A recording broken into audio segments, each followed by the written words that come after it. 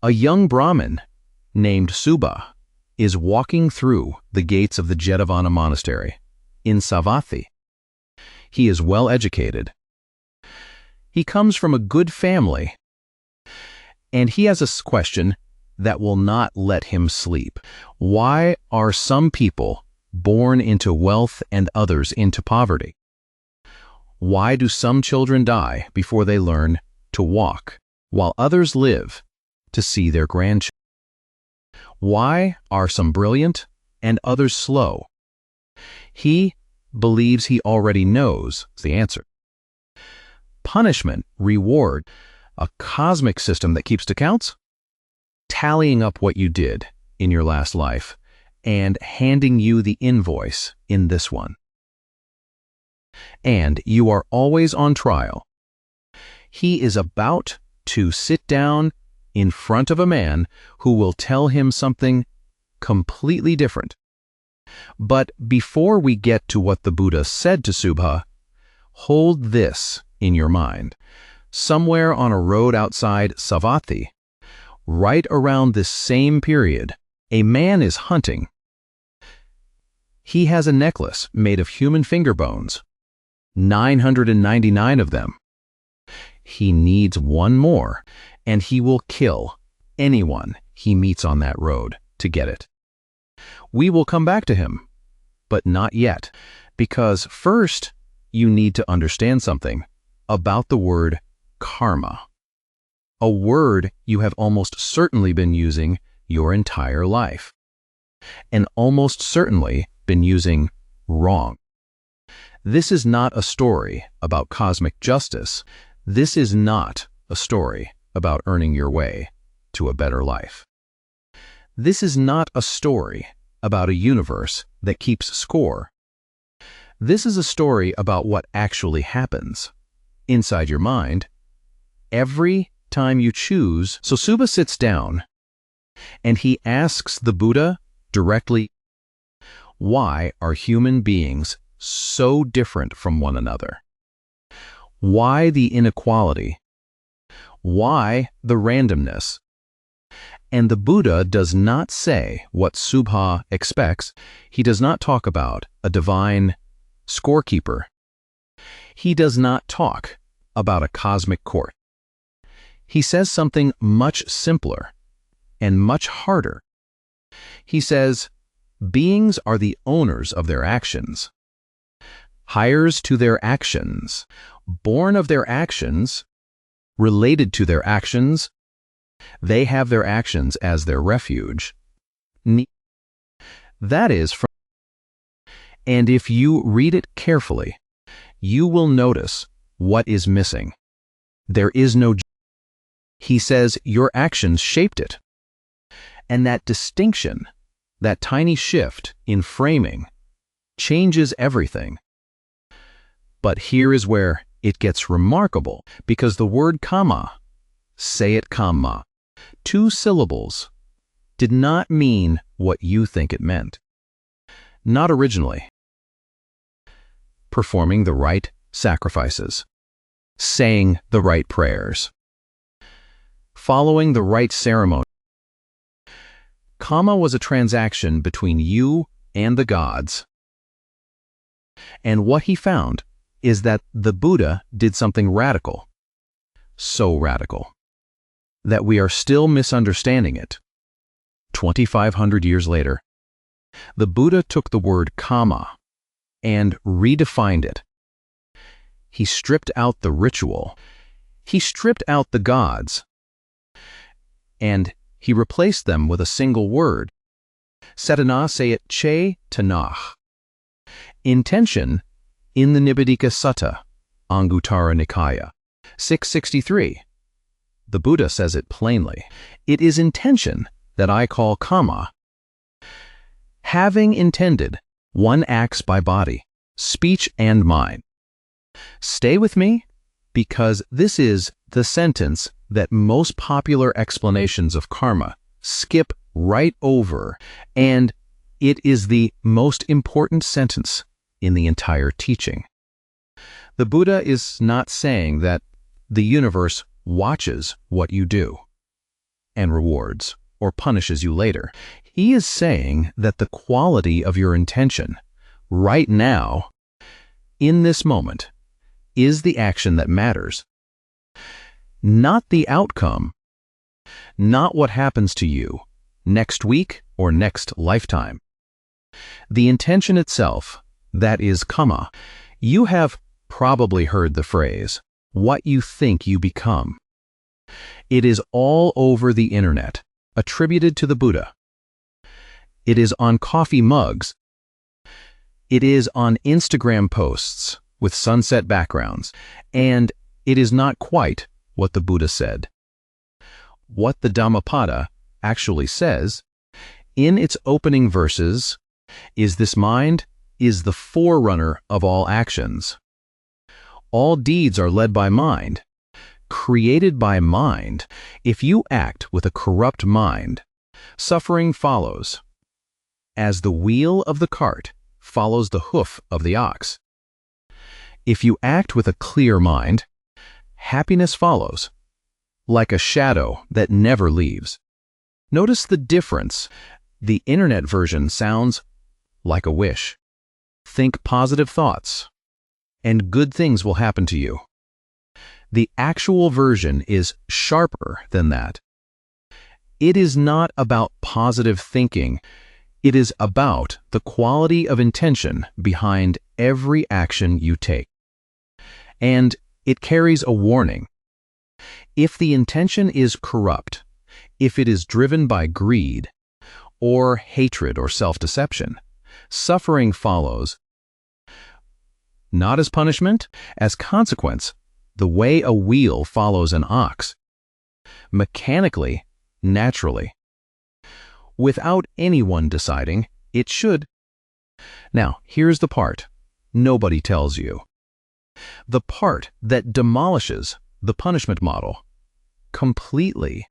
In the Sīvaka Sutta, Samyutta Nikaya, 3621, a wanderer named Sīvaka comes to the Buddha and says, there are teachers who claim that everything a person experiences, all pleasure, all pain, all fortune and misfortune, is caused by what they did in a past life. What do you say to that? And the Buddha says, those teachers are wrong. He lists 8 causes of what you experience in life. Past kamma is only one of them. The others include bile disorders, phlegm disorders, wind disorders, a combination of all 3. Seasonal changes, being attacked or harmed by external events, and sudden unexpected occurrences. Think about what that means. The Buddha, the man who defined kamma, who built an entire teaching around it, explicitly told his followers that not everything that happens to you is your karma. Sometimes you get sick because of the weather. Sometimes bad things happen because someone else made a terrible choice. Sometimes life is just hard, and no one is to blame, not even you. If you have ever been told, after a tragedy, after a loss, after something broke inside your life that you did not choose, if someone has ever looked at you and said, well, it must be your karma, the Buddha himself would have disagreed. That is not what he taught. Not even close. So karma is not punishment. It is not reward. It is not fate. And it is not a cosmic scoreboard keeping track of whether you have been good or bad. It is something far more useful and far more demanding. If you are starting to see karma differently right now, hit subscribe. Dharma, Made Simple, breaks down the Buddha's original teachings like this every week. No mysticism. No guesswork. Just what the texts actually say. And if you know someone who has been carrying a wrong understanding of karma, maybe someone who has been blaming themselves for things that were never their fault, send them this video, because what comes next goes deeper. We are about to look at what the Buddha said actually makes an action, good or bad. And it is not what most people assume. And then we are going back to that road outside Savatthi. The man with the finger bones is still walking. So if karma is not about punishment, if the universe is not keeping a ledger, then what makes an action good or bad? The Buddha's answer is precise. He identified 3 roots of unwholesome kamma, 3 engines inside the mind that poison every action they touch. The first is lobha, greed, not just wanting more money or more food, though it includes that lobha is the grabbing reflex, the part of you that sees something and needs to possess it, the part that cannot let an experience simply be what it is without trying to hold it, extend it, repeat it. You know this feeling. You have felt it at the end of a good meal, reaching for more when you are already full. You have felt it scrolling through your phone at midnight, looking for one more hit of something you cannot name. The second is dosa, hatred aversion, the pushing away reflex. Not just rage, though it includes rage. Dosa is the flinch, the part of you that meets discomfort and immediately wants to destroy it, escape it, or punish whoever caused it. You have felt this too, the coworker who says something careless, and for the rest of the day, you are composing arguments in your head. The driver who cuts you off, and something in your chest tightens into a fist. The third is moha delusion. This is the subtlest and the most dangerous. Moha is not stupidity. It is the inability to see things as they actually are. The story you tell yourself about why you did something. The story that sounds noble, but covers something selfish. The belief that you are the exception, that the rules of cause and effect apply to everyone except you. Greed, hatred, delusion. When your actions grow from these roots, the Buddha said, the fruit will be bitter. Not because a god decrees it, because that is how roots work. A bitter root produces a bitter fruit. A sweet root produces a sweet fruit. This is not theology. This is gardening. And here is what makes this teaching so much harder than the punishment model. The punishment model is passive. You do something bad. The universe punishes you later. And there is nothing you can do about it except wait. You are a defendant in a courtroom. You cannot see. But the Buddha's teaching is active. It says, pay attention to what is happening inside you, right now. Not yesterday, not last lifetime. Now, what intention is driving this action? What root is it growing from? Because that root, that intention, is the kamma, not the result, not what happens to you afterward. The choosing itself. This means kamma is not something that happens to you. It is something you are doing every moment, every choice. Every flicker of greed or patience or resentment or generosity, you are performing kamma right now. Reading this, listening to this voice, the quality of your attention in this moment is an act of kamma. Pay attention to this, because what the Buddha is describing is not a system of cosmic accounting. It is a description of how habits form every time you choose anger. You make it slightly easier to choose anger next time. The neural pathway deepens. The reflex gets faster. The fuse gets shorter. And every time you choose patience, genuine patience, not suppression, you make patience slightly more available the next time you need it. The Pali word for the result of kamma is vipaka. Say it vi-phka. It means fruit ripening. Not verdict, not sentence, fruit. The way a mango tree produces mangoes. Not because someone decided it should, but because that is what mango trees do.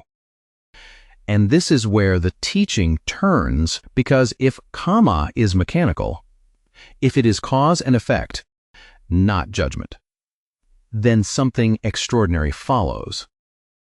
It means the past does not own you. Your past intentions shaped where you are now, yes, but your present intention shapes where you go next. The direction can change in a single moment. To understand why this matters, to really feel what this means, you need to hear the story of a man named Moggallāna, one of the Buddha's 2 chief disciples. A man who had achieved full enlightenment, complete liberation from greed, hatred, and delusion, an arahant free, and he was beaten to death by a gang of bandits. The later tradition says this was the ripening of an ancient kamma, something Moggallāna had done in a distant past life. And if you are hearing this through the punishment lens, it sounds monstrous. He was enlightened. He was free. How could he deserve this? But the Buddha's teaching does not say he deserved it. The word deserve does not appear. Vipaka is not justice. It is fruit, and here is what matters. Moggallāna's enlightenment was not cancelled by his death. His freedom was not revoked. The fruit of ancient kamma ripened in his body, but his mind was already free. This is the nuance. The punishment model cannot hold. Kamma shapes conditions. It does not determine your response to those conditions. You can be in pain and be free. You can face the worst fruit of the worst past action and still choose, in this moment, how you meet it. That is what the Buddha taught. And that is what makes this teaching not a burden, but a door. Now, it is time to go back to that road outside Savatthi. The man's name is Angulimāla. In Pali, it means garland of fingers. He wears a necklace made of the finger bones of the people he has killed. 999 of them. Men, women travelers. Anyone unlucky enough to cross his path. The region is terrorized. People have stopped using the roads. The king has sent soldiers, and on this particular day, Angulimāla sees a figure walking alone on the road. A monk, no weapons, no guards, no fear in his step. It is the Buddha. Angulimāla begins running toward him. He is fast. He has done this hundreds of times. But something strange happens. No matter how fast he runs, he cannot close the distance. The Buddha is walking at an ordinary pace, but Angulimāla cannot reach him. He stops, out of breath, and he shouts, "Stop, monk! Stop!" The Buddha turns and says something that will end Angulimāla's career as a killer in a single sentence. "I have stopped. It is you who have not stopped." Angulimāla does not understand. He says, You are walking. How can you say you have stopped? And the Buddha says, I have stopped harming living beings. I have stopped causing suffering. You are still running. You have not stopped. There is a moment. You can feel it in the Sutta, in the Majjhima Nikaya, Sutta 86. A moment where something inside Angulimāla breaks open. Not breaks apart, breaks open, like a door he did not know was there. He drops his weapons. He drops the necklace. He falls at the Buddha's feet and asks to be ordained as a monk. And the Buddha says, yes. Think about that.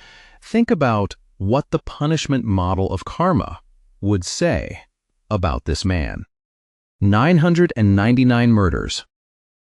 If karma is a courtroom, Angulimāla has already been convicted. The sentence is permanent. There is no appeal, no parole, no possibility of redemption. He is the worst person alive, and the universe should crush him accordingly. But the Buddha does not treat karma as a courtroom. He treats it as a direction. Angulimāla's past actions are real. They are not erased.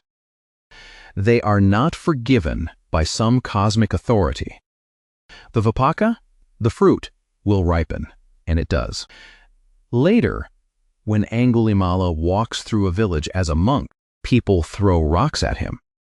They beat him. He returns to the Buddha with blood running down his face. And the Buddha says, bear it. You are receiving in this life what would have taken you thousands of lifetimes to exhaust. But here is what matters. Here is the part that the punishment model cannot explain. Angulimāla becomes an arahant, fully enlightened, free.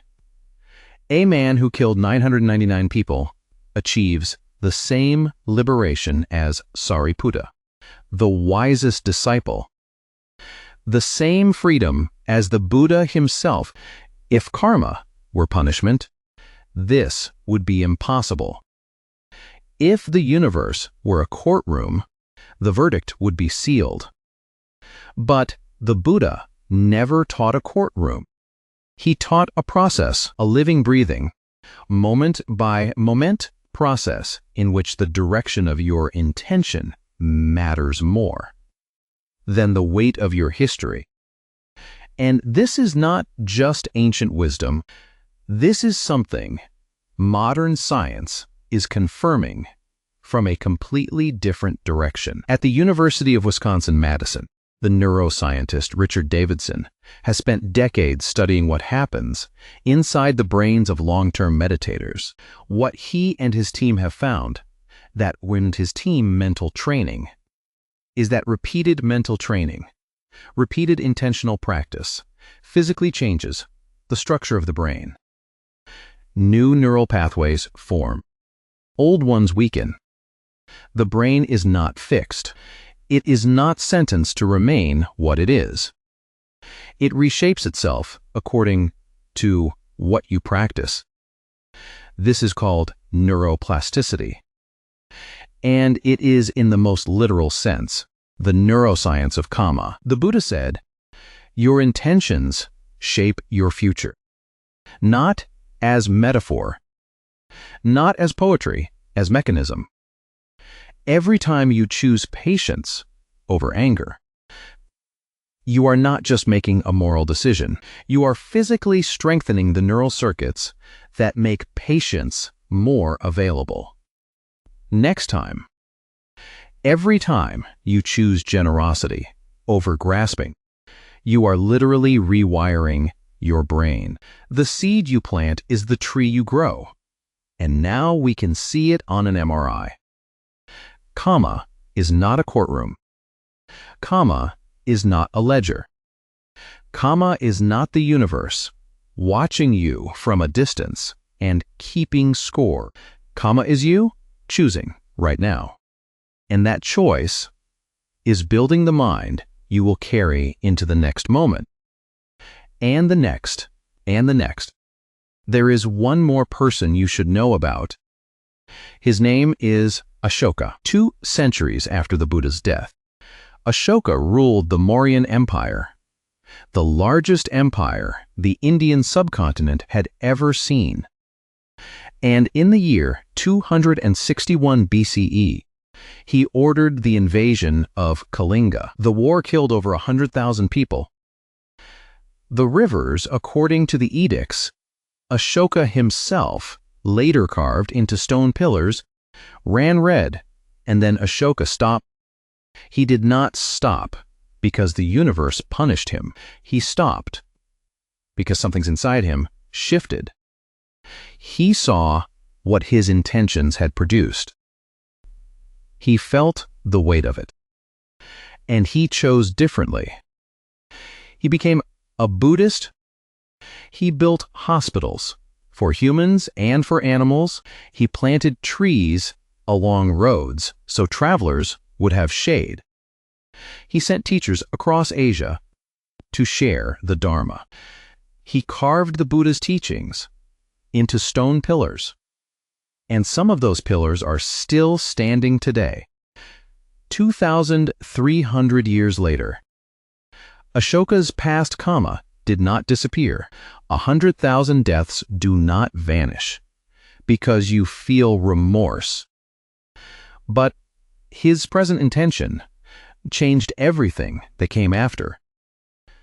The direction shifted, the seed changed, and the fruit is still ripening now.